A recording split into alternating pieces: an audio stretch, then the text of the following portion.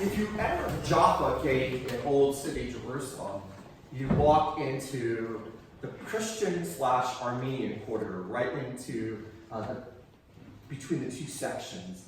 Jerusalem is divided into 4 parts: a Jewish part, a Muslim part, a Christian part, and an Armenian. And each have their own flavor. So when you walk in Jaffa Gate, you're right smack dab between both the Christian and the Armenian quarter. You walk through the alleys near the Melkite Cathedral St. George, past many stands selling shawarmas and falafels, and you pass another 5,000 shops that sell every sort of tacky Christian object you humanly can imagine. And you get to a place called Razuk's. Now, Razuk's is not probably your typical shop in Jerusalem. And it's been there for 700 years in the family. So talk about family-owned business. But Razuk's is a tattoo shop. The oldest known tattoo shop in the world.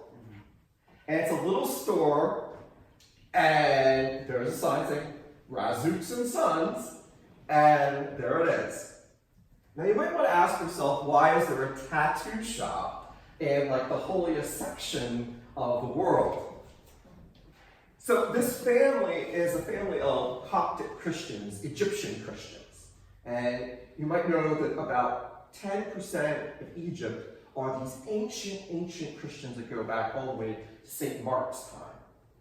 And this family moved to Jerusalem with the problem of all the Turks and all that mess that happened way back when. And they opened up this tattoo shop. Now, before most of you think of tattoos, you think of motorcyclists or hipsters or whatever else, because now every day everyone has a tattoo, I swear, except me. Okay, we're having open confession here. We haven't been to the boardwalk lately, it's pretty scary.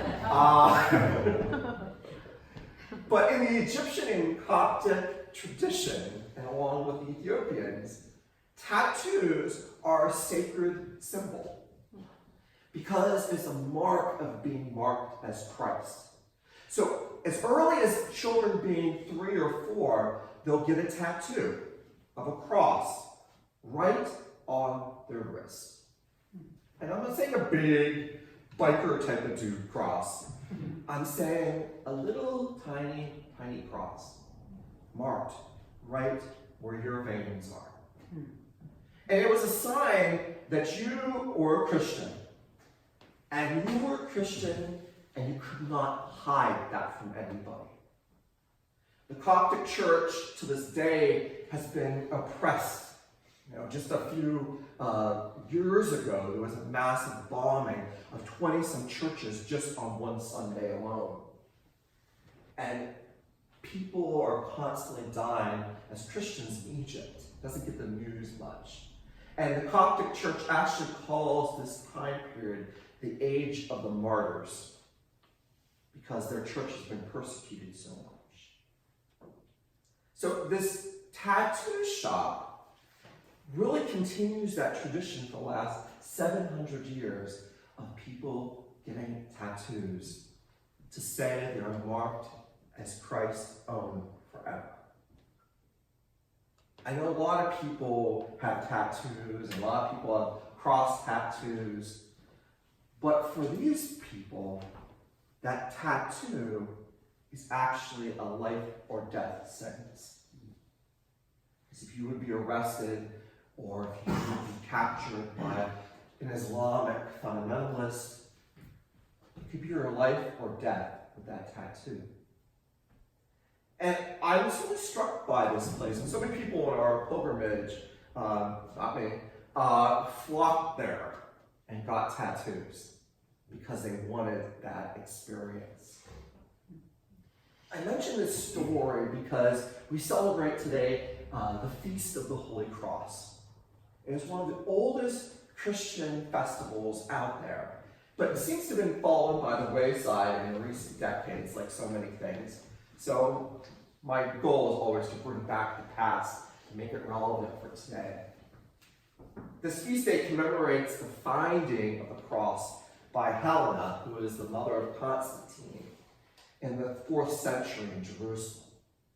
Tradition has it, and this is going to be a really weird tradition, so brace yourself, that Helena was on this archaeological search for all these holy sites in the Middle East, and she came across this woodpile, because she couldn't figure out which one was Jesus' cross. And so she was like, which cross is the real cross? And supposedly she started touching all these crosses, and she found this one cross that out came live basil. So we'll have basil tonight on the feast. And that cross healed somebody. And that's where she decided to build the Church of the Holy Sepulchre. So it was not far from the tomb of Christ. And if you go in the Church of the Holy Sepulchre, the chapel that's way, way down, deep in the ground, is the chapel dedicated to the Holy Cross. I know it sounds like a pretty wild, far-fetched tale, and don't get caught up in the tale. I'm more concerned about what the day actually represents. And that's that powerful symbol that we just heard in our second reading today, that we all bear the cross. We all bear the marks of the cross. And most of the time when we hear about the cross or crucifixion, we talk about it during the context of Holy Week, and then it gets discreetly shoved away till next Holy Week. But instead, I want you to think about that each of us, because of our baptism, bear the cross of Christ. We each bear it. We as Christians carry the cross with us. When you're baptized, the priest anoints you with chrism and says, you are marked as Christ's own forever. That cross is sealed with you in baptism. We make the sign of the cross each and every time we celebrate the Eucharist. Maybe we wear the cross as a necklace or have a cross on our wall. Those reminders should be more than just a piece of art. I always get a kind of chuckle when I see some of these bling shops you walk past, like on Market Street down in Philadelphia, where the next rapper is walking around with a cross that makes the Pope's cross pretty outdated. And I say, do you know what you're carrying with you?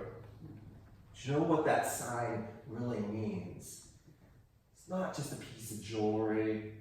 It's not something that a rapper can make famous or someone can market.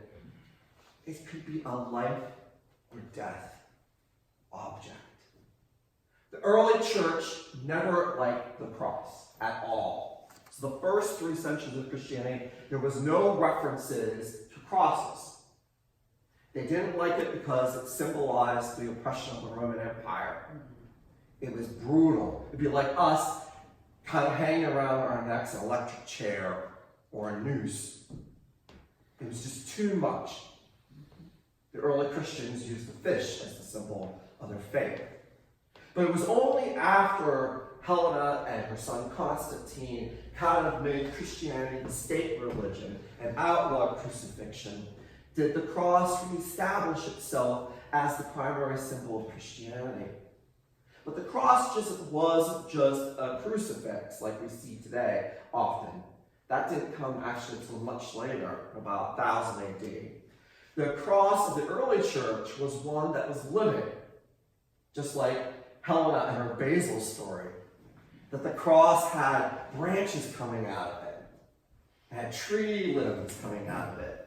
There's even some mosaics in early churches that had pomegranates or apples hanging from it. See the symbolism between the Garden of Eden. That the cross replaced the tree of temptation. The cross replaced man's downfall with humanity's success. And that symbol of the cross has lived with us all the way till today. I was struck when I was there this past winter how many people lined up in this little shop on the side street to get that tattoo. So many people, not Egyptians or Ethiopians only, but Asians, Europeans, and Americans, because they wanted that cross right there on their wrist. Maybe we need to ask ourselves, how do we bear the cross of Christ in our lives? How do we bear those wounds? Probably most of us won't have the opportunity to die a martyr's death like those Egyptians or Ethiopians do. But maybe we'll be persecuted because we do the right thing. We challenge people who oppress another person or do harm to another person. That's bearing the cross of Christ in our lives as well. So on this Holy Cross Day, don't take the cross lightly. Don't take it as just something that's hanging on the wall that needs to be dusted, or a piece of jewelry you put on because it goes with your outfit for the day. Think about what you're doing, what you're wearing, what you're carrying. Because we're each marked in baptism with the cross as Christ's own